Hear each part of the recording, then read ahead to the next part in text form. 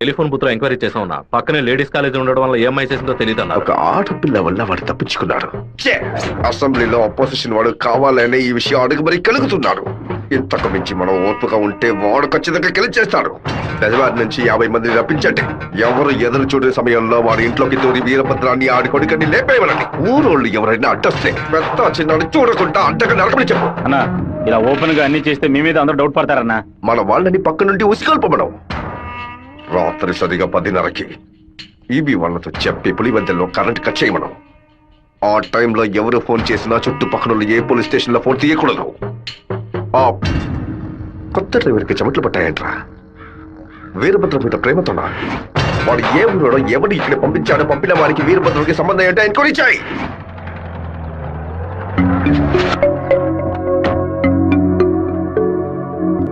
పెళ్లి ఏమిటన్నయ్యా? వద్దమ్మా. ఎప్పుడు నాన్న గురించి మాట్లాడుతుంటావుగా, నాన్న ఇలాగే ప్రవర్తిస్తారా? శత్రువైనా మర్యాద ఇచ్చి మాట్లాడతారు కదా, వెళ్ళనయ్యా. నేను నిన్ను క్షమాపణ అడగడానికి రాలేదు. ఎందుకంటే నేను చేసిన తప్పుకి క్షమాపణ లేదు. మేము ఊరు వదిలి వెళ్ళిపోతున్నాం. నేను మీ నాన్నకి విషం పెట్టింది ఎంత నిజమో, నేను ప్రేమించింది కూడా అంతే నిజం. దయచేసి నా ప్రేమని మాత్రం అనుమానించొద్దు.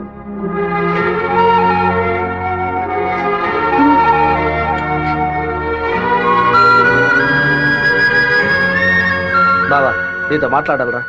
ఏదో అమ్మ మాట విని తెలియక తప్పు చేసిందిరా, క్షమించేవాడారా మనిషి. నువ్వేంట్రా?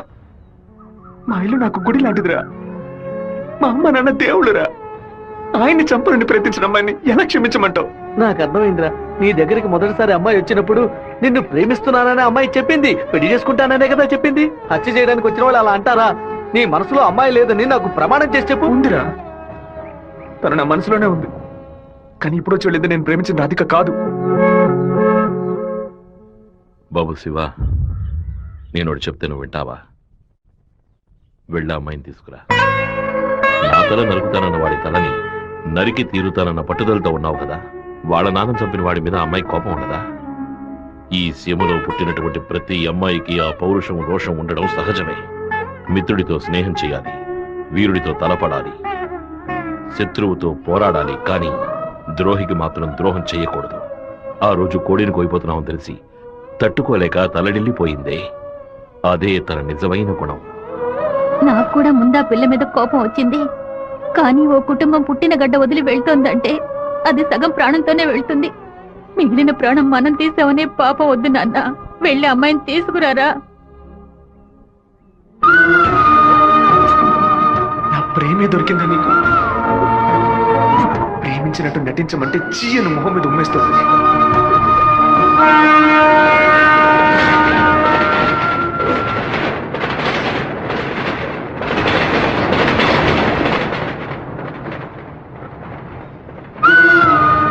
రా ఇంటికి వెళ్దాం. నాన్న తీసుకురమ్మన్నారు, రా ఇంటికి వెళ్దాం. ఏంటి ఎప్పుడు చూసినా తప్పు నిర్ణయాలు తీసుకున్నా. ఇందుకే నన్ను ఇలా చంపుతున్నావు. నువ్వు లేకుండా నేను బతకలేనే.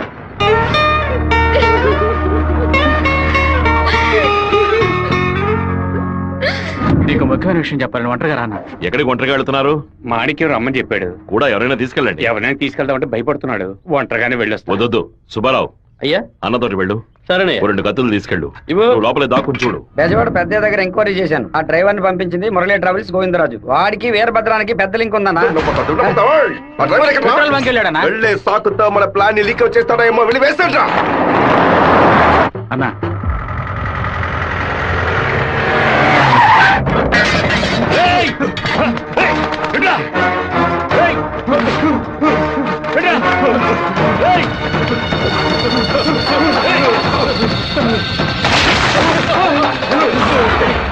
జీతం తీసుకునేది మాయి గారి దగ్గర, పనిచేసేది వీరభద్రానిక.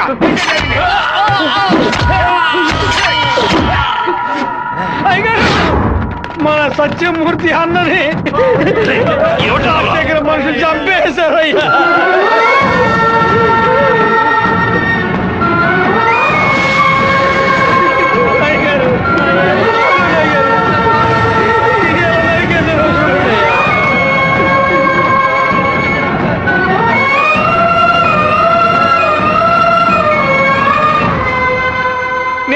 తెలిస్తే నేను నరికేసి ఉండేవాడినయ్యా.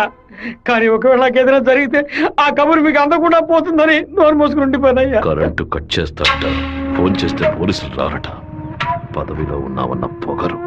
సరే, అందరూ ఇళ్లకు వెళ్ళండి. మీ పెళ్ళాం పిల్లల్ని జాగ్రత్తగా చూసుకుని ఇంట్లోనే ఉండండి. మమ్మల్ని అందరినీ ఇంటికి వెళ్ళి జాగ్రత్తగా ఉండమని చెప్పి మీరు ఒక్కరే వాడితో పోరాడతారా? మిమ్మల్ని ఇక్కడ ఒంటరిగా వదిలేసి మేము మా పిల్లలను వాటేసుకుని పడుకుంటాం అనుకున్నారా? ఇన్నేళ్ళు మా అందరి కోసం మీరు ఎంత కష్టపడారో తెలుసాయి గారు. ఈ రోజు మీకు సమస్య వస్తే మేము ఎలా ఊరుకుంటాం అనుకున్నారు? మేమేం చేతగాని వాళ్ళం కాదు. ఒకడు మీ ఇంట్లోకి దూరి మీ మీద చెయ్యేశాడంటే అదంతా మేము సత్యాగా జరుగుతుందయ్యా. శివ, సత్యమూర్తి అన్నింటికి పోలీసులు ఎంక్వైరీకి వచ్చారంట. ఎంతమంది వచ్చినా సరే ఒక్కళ్ళు కూడా వదిలిపెట్టాం. నరికి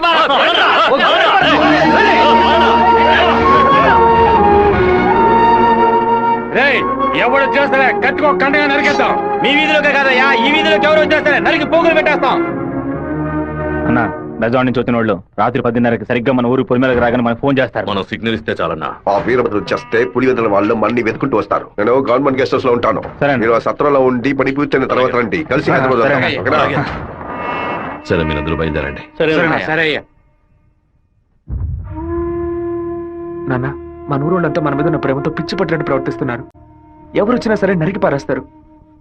కానీ జరగబోయే గొడవలో మన వాళ్ళకి నష్టం జరుగుతుందిగా. డబ్బు కోసం వచ్చే వాళ్ళ ప్రాణాలు పోతే వాళ్ళ భార్యలు కూడా ఏడవరు.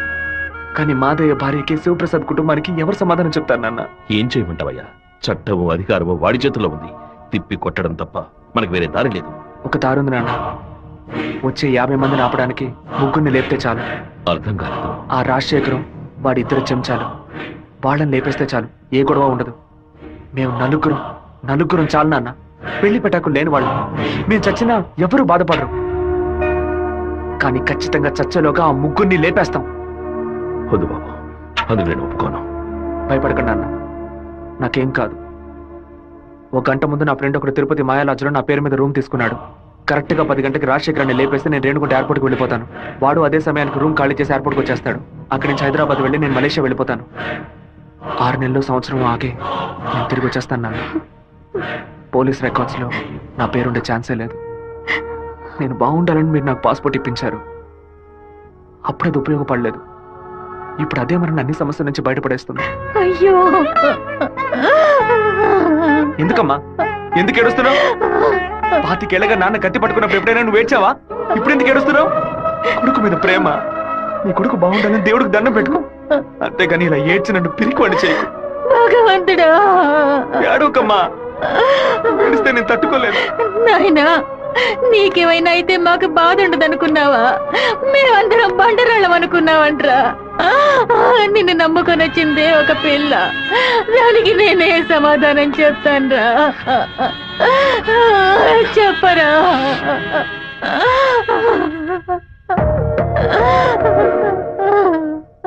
చెప్పు, నేను ఇప్పుడు ఏం చేయను? ఇన్ని రోజులు ప్రతి ఒక్క కత్తి వెనక రక్తం మాత్రమే ఉంటుందనుకున్నాను. కానీ ఇంత పెద్ద పోరాటమే ఉంటుందని ఇప్పుడే నాకు అర్థమైంది. నేను వెయిట్ చేస్తుంటాను, తిరిగి వచ్చేంత వరకు వెయిట్ చేస్తుంటాను. మీరే చెప్పారు కదా నాన్న, కోపిష్టి కత్తి పడితేనే తప్పు, కాపలావిడ పడితే తప్పు లేదని. నేను కోపంతో వెళ్ళట్లేదు నాన్న, మనల్ని కాపాడుకోవడానికి వెళ్తున్నాను.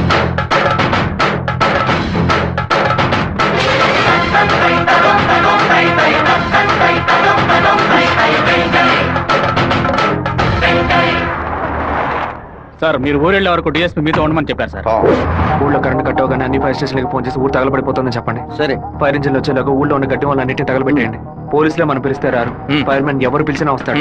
ఆడవాళ్ళని పిల్లల్ని పాకల్లో ఉండదు, జాగ్రత్తగా ఉండమని చెప్పండి. సరే, వస్తాం. నేను బ్రహ్మచారినే.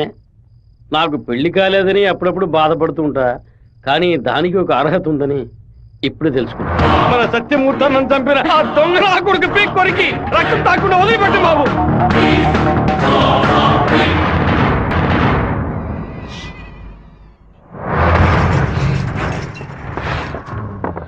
శివ, ఇంట్లో ఎవరు లేరు, అందరూ కళ్యాణ మండపంలో ఉన్నారు. మనం చాలా జాగ్రత్తగా ఉండాలి. ముందు ప్లాన్ చేసి వాళ్ళని 2 గ్రూపులుగా విడదీసి ఊరు బయటికి తీసుకెళ్ళాలి. చిన్నాయన టైం 10:30 కావస్తుంది, ఇంతవరకు ఏ కబురు లేదు.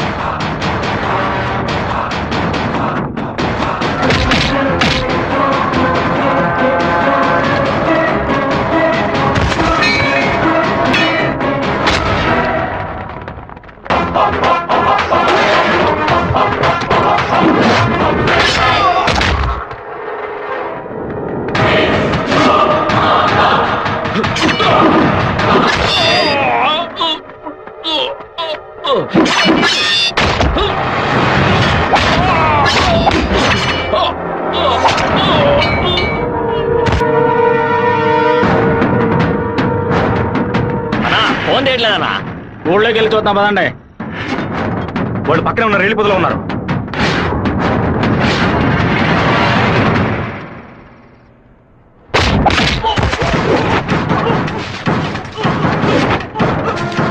చిన్నాయన కాగడాలు వెలిగించండి.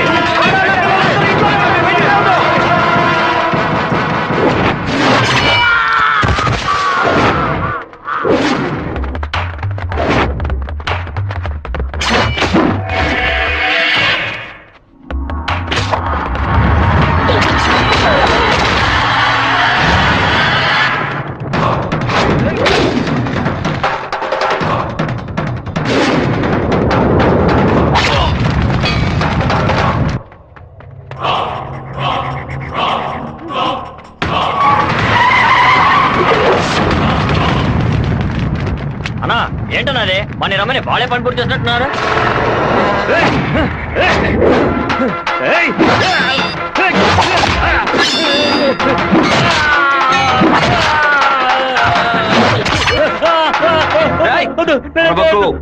నేను నిన్ను పూర్తిగా నరకలేదు, పైపైన నరికాను.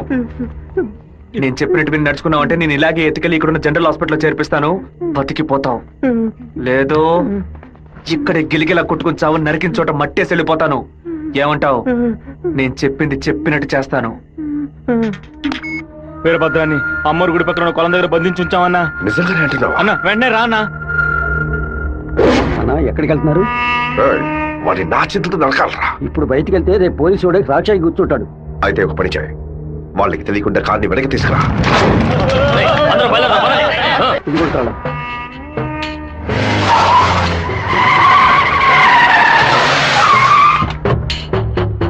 వెంకటేశ్వరరావు, వెంకటేశ్వరరావు,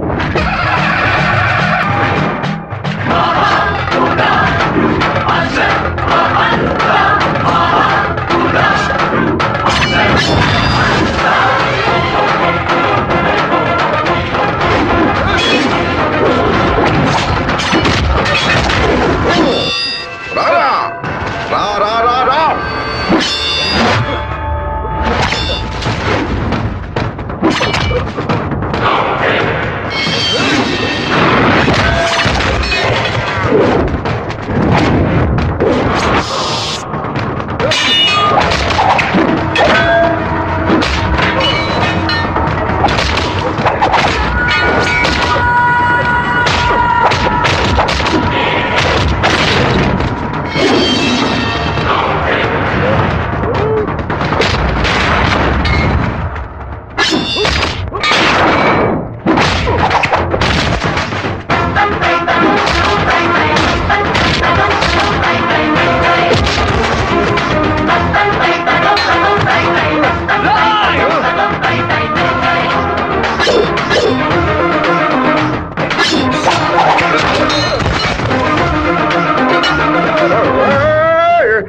మా నాన్న తల నరికేస్తావా? నా కుటుంబాన్ని లేపేస్తావా? పదవిని ఉపయోగించుకునే డబ్బు కోసం నువ్వేమైనా చేస్తావు. నిన్ను ఎదిరించిన వాడు శత్రువు. చెట్ట వాళ్ళంతా కలిసి మంచి వాళ్ళని అంతం చేయగలిగితే ఇక దేవుడు ఎందుకురా? గుళ్ళు ఎందుకు? నాకు నా కుటుంబం ముఖ్యం, నా ఊరు ముఖ్యం. మా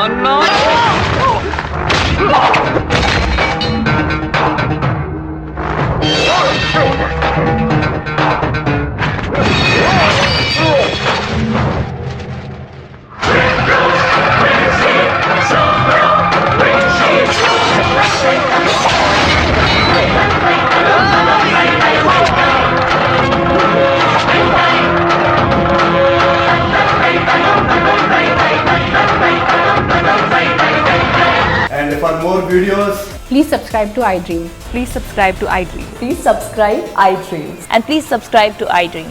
For more videos, subscribe to iDream. please like, share and subscribe to the channel. Congratulations, iDream. Subscribe to iDream. Subscribe to iDream. So subscribe to iDream Media.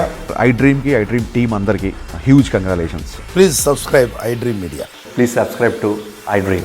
Subscribe iDream. Please subscribe to iDream. iDream అంటే నా కళల ఛానల్ను subscribe చేసుకున్న నోరు తిరుగుతలేదు. మీరైతే గంట గుర్తు కొట్టండి. For more such videos, please subscribe to iDream. Subscribe to iDream. Please subscribe to iDream. Please subscribe iDream Media. Please do subscribe to iDream. Please subscribe to iDream Media. For best entertainment and information, please subscribe iDream. And don't forget to subscribe to iDream.